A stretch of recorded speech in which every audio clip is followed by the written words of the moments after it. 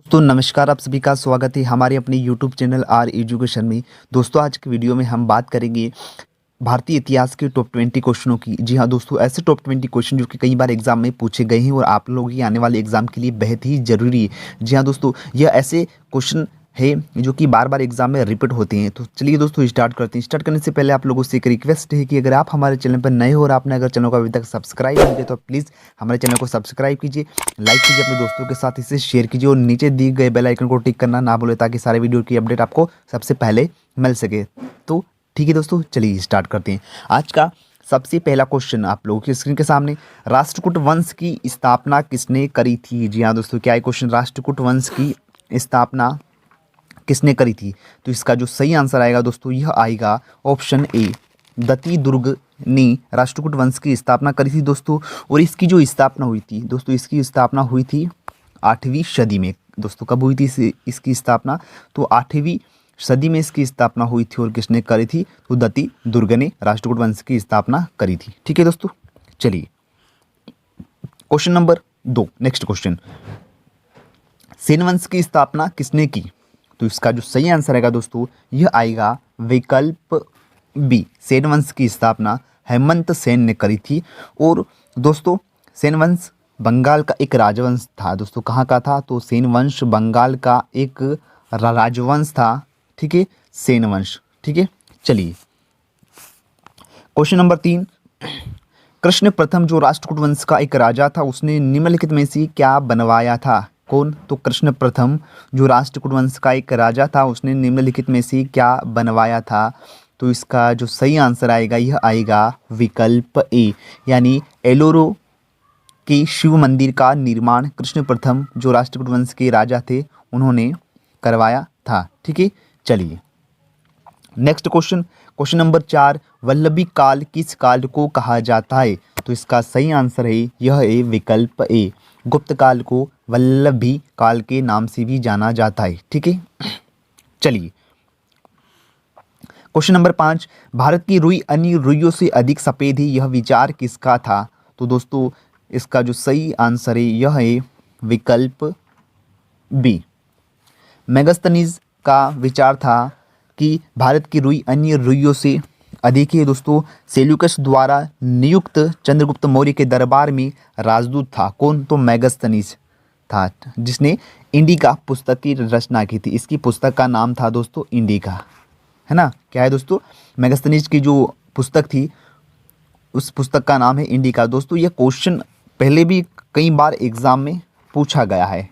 ठीक है दोस्तों, चलिए नेक्स्ट क्वेश्चन, क्वेश्चन नंबर 6, गुप्तकाल राजाओं ने कौन से सिक्के चलवाए थे? जी हाँ दोस्तों, क्या है क्वेश्चन, गुप्तकाल राजाओं ने कौन से सिक्के चलवाए थे?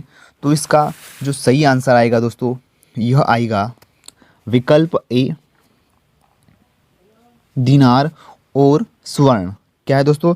दिनार और स्वर्ण, ये दोनों सिक्के गुप्त राजाओं ने चलवाए थे। ठीक है दोस्तों, ये जो दिनार है दोस्तों यह रोमन साम्राज्य की नकल से चलाया गया था दिनार।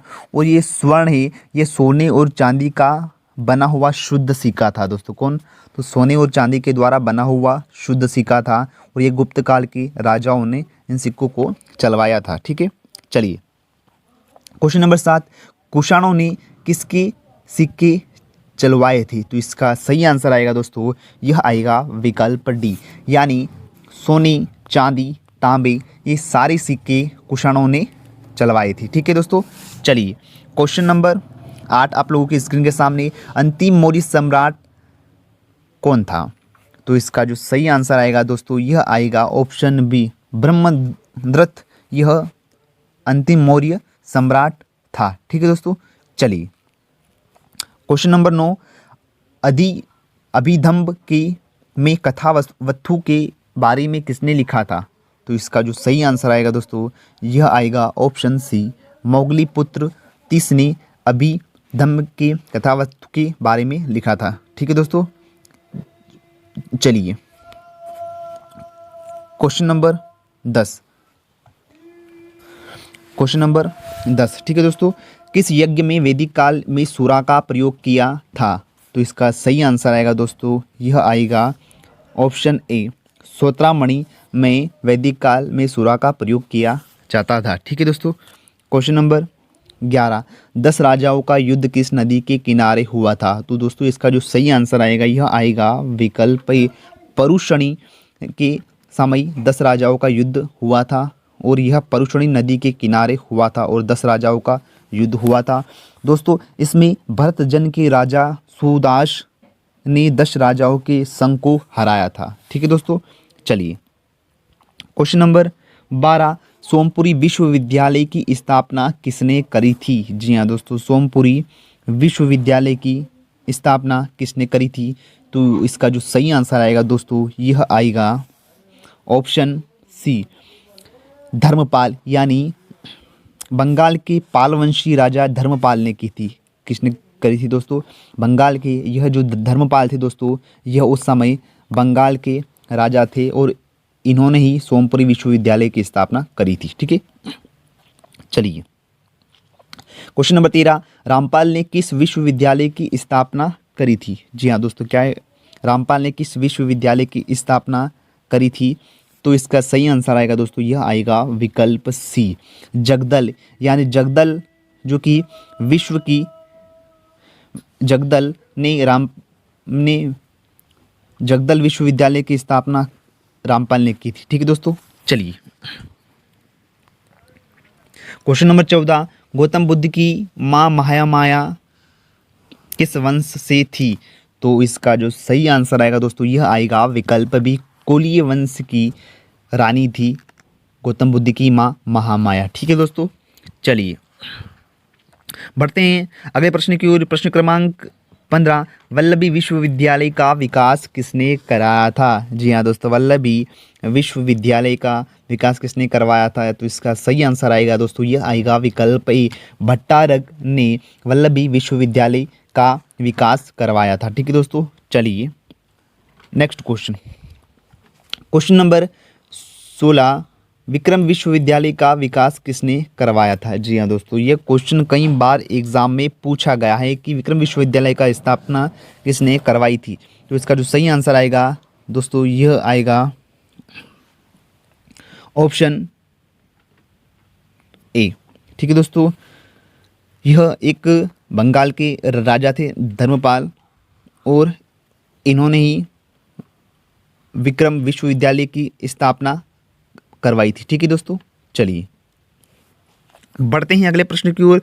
प्रश्न क्रमांक 17, नालंदा विश्वविद्यालय का विकास किसके काल में हुआ था? जी हाँ दोस्तों, नालंदा विश्वविद्यालय का विकास हुआ था कुमारगुप्त के शासनकाल के समय। जी हाँ दोस्तों, इसका जो सही आंसर आएगा यह आएगा विकल्प सी, कुमारगुप्त के समय नालंदा विश्वविद्यालय का विकास हुआ था। ठीक है दोस्तों, जो कि राजा चंद्रगुप्त का पुत्र था। ठीक है, चंद्रगुप्त विक्रमादित्य का पुत्र था कुमारगुप्त। ठीक है।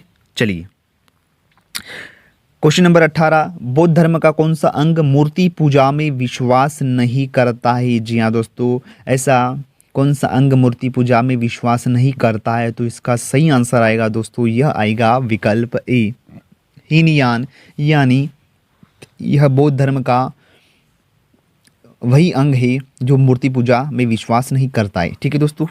चलिए क्वेश्चन नंबर 19, कौन सा पिटक नैतिक आचार संहिता के बारे में बताता है?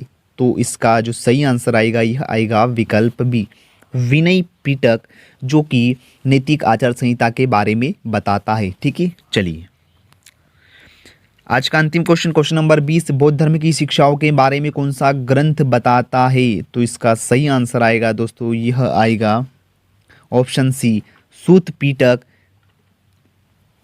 यह बौद्ध धर्म की शिक्षाओं के बारे में बताता है। ठीक है दोस्तों, ऐसे ही इंटरेस्टिंग क्वेश्चन पाने के लिए प्लीज़ हमारे चैनल को सब्सक्राइब कीजिए, अपने दोस्तों के साथ इसे शेयर कीजिए ताकि उनको भी इन क्वेश्चनों का लाभ मिल सके। ठीक है दोस्तों, मिलते हैं एक नई वीडियो के साथ, तब तक के लिए जय हिंद, जय भारत, वंदे मातरम।